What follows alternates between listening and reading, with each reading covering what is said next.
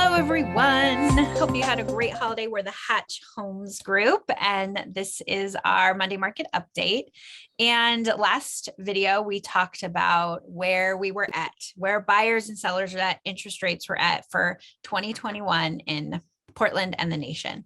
So we want to use that to really frame what is 2022 going to look like? We have so many buyers and sellers asking us questions about this. And so we thought we would address some of the main things that we are talking about with our clients so that you can learn from them. So home price forecast 2022. This is what most people really want to know. Are prices going to go up or are we going to go down and we're going to crash? Because it was, so crazy. So, most of the experts are saying on an average, we're going to go 5.1% increase. So John, what was it? It was last year, the national average for home price appreciation was 13.2%. In Portland? In Portland was 16 and a half, 16.7. Mm-hmm. So this shows what different bodies are predicting with home price increases. Yeah. And we'll see the increase, but not as such a large percentage. Yeah, it's still healthy. And this is the 5.1 is the national. And from those stats, you can tell that Portland trends higher than the national. So we'll probably be higher than that. Healthy. 5% is very healthy. Yes. No. Yes. And so you can see that, it's going to increase. I think that we'll see the biggest increase the first 6 months of 2022. So that first half of the year, we're going to see the biggest price increase. We already feel the demand with our clients. It's still very strong right now. It's going to continue on. And then come fall, it probably will relax a little. And that's a seasonal shift we see all the time. Might be a little bit more extreme just because of interest rates and things we'll talk about later. But I also want to note that a lot of the experts are saying the luxury market should remain very strong all year round. It's really the first time home buyers that might be tapped out. I do want to say, though, that every single year, first time home buyers or lower budget buyers, they tap out in the summer and they don't want to come back till next spring. And that is a mistake. Fall is amazing time to buy a house. So do not tap out, buyers. Don't tap out. Do it. Don't give up. Yeah, there's my PSA. Yeah.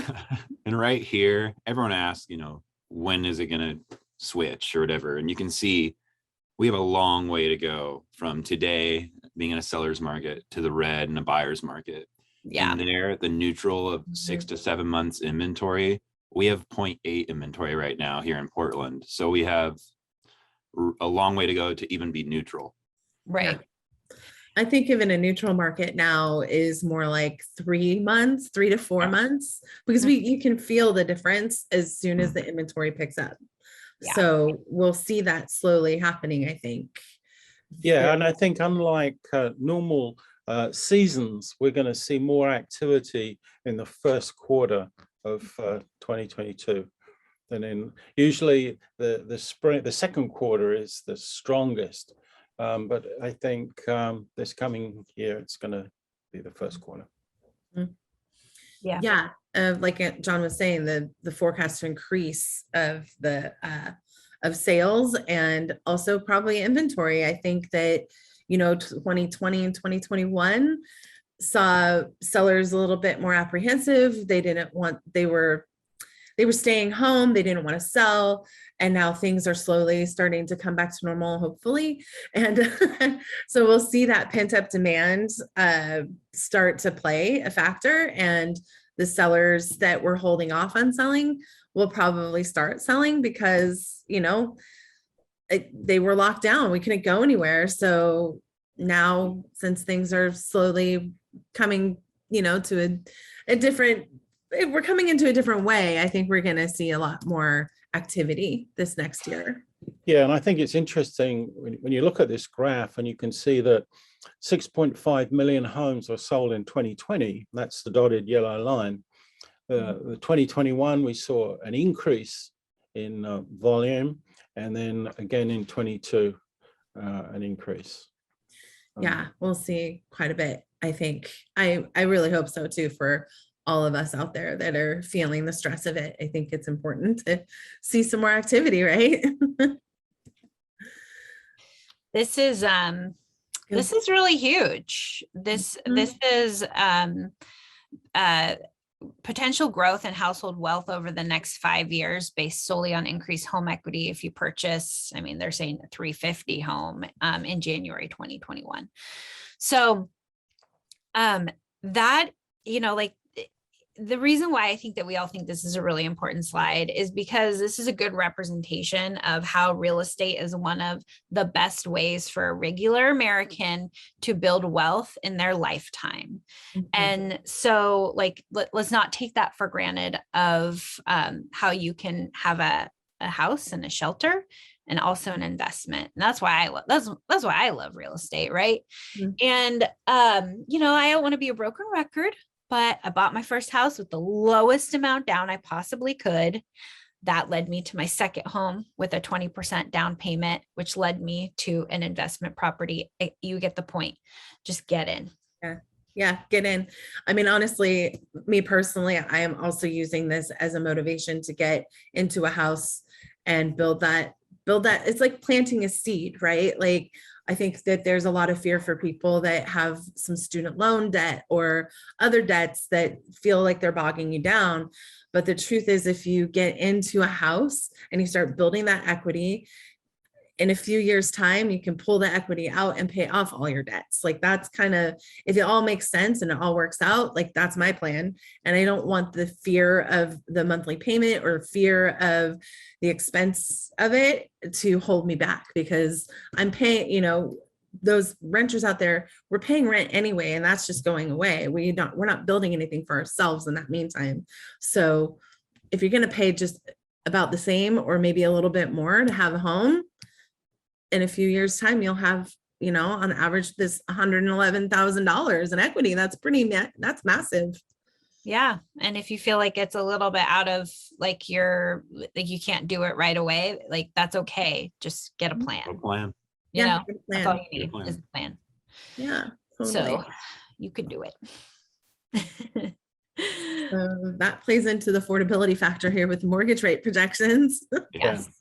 So, these are 4 institutions from Freddie Mac to National Association of Realtors. Their predictions of what interest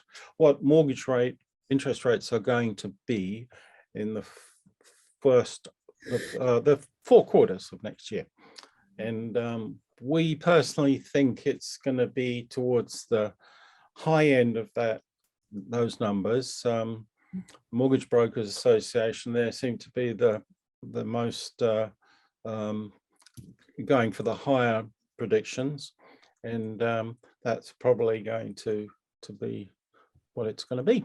But yeah, I think they'll be high. I think we all agree that they're probably going to be a little bit higher sooner than Q3 and Q4. And it'll be more like 3.5% by Q3.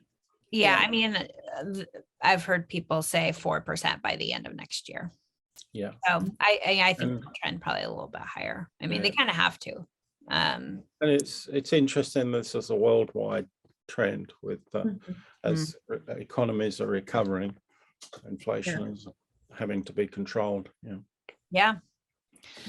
Well, home sales impacted by rising mortgage rates. Yeah, this is an interesting graph.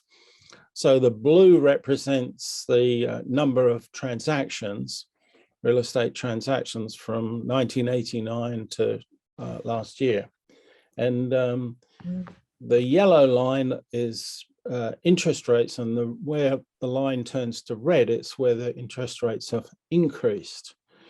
And the interesting thing that, with the rare exception of the one in the middle, where they had the crash, the increase in interest rates hasn't affected the number of transactions. Now, it may have affected prices, it may have affected inventory, but it hasn't affected significantly the number of transactions. So You know, I think it's natural to think that if we increase interest rates, it's going to kill the market, or it's going to dramatically affect the market. It isn't going to affect the number of transactions that significantly. Yeah, people still need to Mhm. move. People are still moving. They need a home. Their situations change, whether downsizing or upsizing, you know. Absolutely. So You're good. that's our predictions, guys. Hope it was helpful. Maybe let's watch this in 6 months and see how Okay. accurate we were. That would be fun. That would be fun. Yeah. And we Uh, probably will do that. So stay tuned in 6 months. Keep watching. Yeah. Thanks so much. Have a wonderful, very happy 2022. Happy New Year.